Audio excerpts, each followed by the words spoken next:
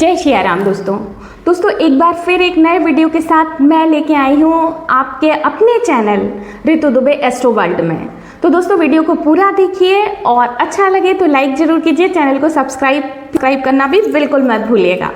दोस्तों बहुत सारे लोग ऐसे हैं जो मुझसे पूछ रहे थे कि पितृपक्ष में मुझे पता ही नहीं है कि मुझे श्राद्ध कैसे करनी है, किस तिथि पे करनी है, या मेरे पूर्व मृत्यु लोक को छोड़ के स्वर्ग लोक को गए हैं या विभिन्न योनियों में भटक रहे हैं, तो मुझे तो उनकी तिथियां मालूम ही नहीं है। और क्या करना है पितृमोक्ष अमावस्या पे, कैसे हमारे जो पूर्वज पृथ्वी लोक पे आए थे उनको हम कैसे जब जाते वक्त उनकी विदाई कैसे दे सकते हैं। तो दोस्तों पूरा सब कुछ बताने वाली हूँ, वीडियो को लास्ट तक देखिएगा। तो पहले तो मैं आप लोगों को ये बता देती हूँ कि जिन पूर्वजों की तिथि हमें नहीं मालूम रहती है कि वो किस दिन उनकी मृत्यु हुई थी, किस दिन उनकी हम श्राद्ध करें, किस दिन हम उनका तर्पण करें, क्योंकि हर एक तिथि को किसी न किसी जो हमारे पितृ होते हैं, जो हमारे पूर्वज होते हैं, उनका किसी एक दिन श्राद्ध किया जाता है। प्रथमा को, द्वितीया, तृतीया, इस तिथियों के हिसाब से हम उनका श्राद्ध करते हैं। लेकिन बहुत सारे ऐसे पूर्वज होते हैं जिनकी तिथि ज्ञात नहीं होती है, तो उन सब का जो हमें श्राद्ध करना है वो हमें करना है पितृमोक्ष अमावस्या के दिन। अमावस्या एक ऐसी तिथि है जो ज्ञात अज्ञात सभी पूर्वजों की श्राद्ध करने के लिए एक सुनिश्चित तिथि बताई गई है, जिसमें पुराणों के अनुसार या जो हमारे धर्म शास्त्र हैं उनके अनुसार हम अमावस्या के दिन किसी भी पूर्वज की श्राद्ध कर सकते हैं। तो अगर आप लोगों को आपको पता नहीं है या फिर आपको समय नहीं मिला है या पितृपक्ष में पूरे टाइम आप कोई भी किसी प्रकार का कोई अनुष्ठान नहीं कर पाए हैं, किसी प्रकार का कोई श्राद्ध तर्पण जैसा कर्म नहीं कर पाए हैं, तो अभी भी समय है पितृमोक्ष अमावस्या का। आप उस दिन सुबह प्रातः उठकर श्राद्ध कर्म करिए। मैंने वीडियो बनाई हुई है तर्पण श्राद्ध की सभी प्रकार की। तो आप पितृमोक्ष अमावस्या के दिन योग दान दक्षिणा करिए और घर में कुछ अच्छा बनाइए जो आपके पितरों को अच्छा लगता हो, या फिर जब हम किसी मेहमान का निमंत्रण करते हैं, उनको बुलाते हैं, तो हम कुछ विशेष प्रकार का भोजन बनाते हैं। उसी प्रकार से आप अमावस्या की तिथि पर पूरी बनाइए, सब्जी बनवाइए, हलवा, सब कुछ बनवाइए जो अच्छा है।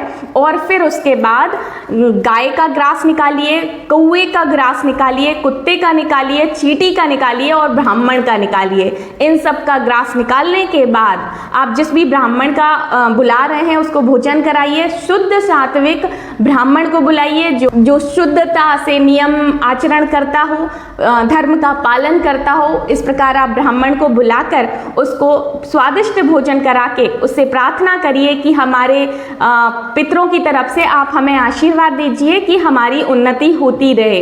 इस प्रकार आप उनसे प्रार्थना करके उनको यथा योग दान दक्षिणा दीजिए और फिर उनकी विदाई करिए।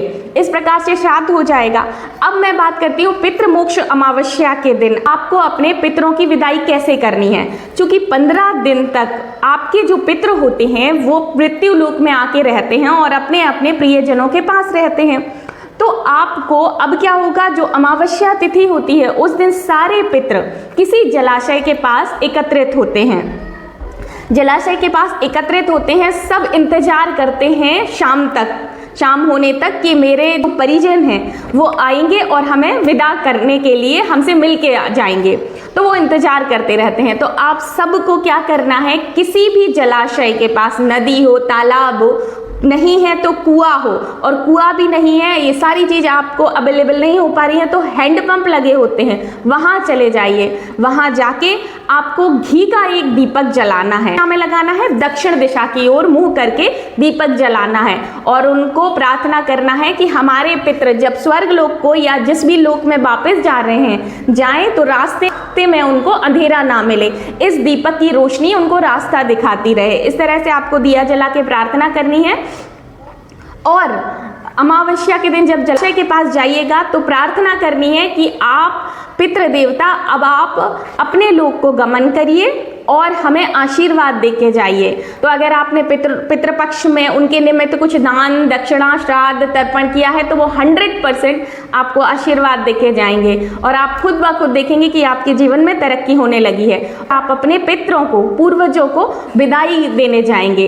ये जरूर करना है, क्योंकि जब भी आपके घर कोई गेस्ट आता है तो आप उसको दरवाजे तक छोड़ने जाते ही जाते हैं। उसी प्रकार 15 दिन से जो पूर्वज हैं वो हमारे लोक में रह रहे थे, आपके पास थे, आसपास किसी भी रूप में, तो अब वो अपने लोक को जा रहे हैं। आप जलाशय के पास जरूर जाइए, दक्षिण दिशा में दिया जलाइए और उनकी विदाई करा के आइए। दोस्तों, पितृ मोक्ष अमावस्या के दिन आपको जरूर ये कर्म करना है। आपका पूरा जो पितृ पक्ष में आपने अगर कुछ नहीं किया है तो इसका फल अवश्य मिलेगा, और इस तरह से आप जरूर जाइए।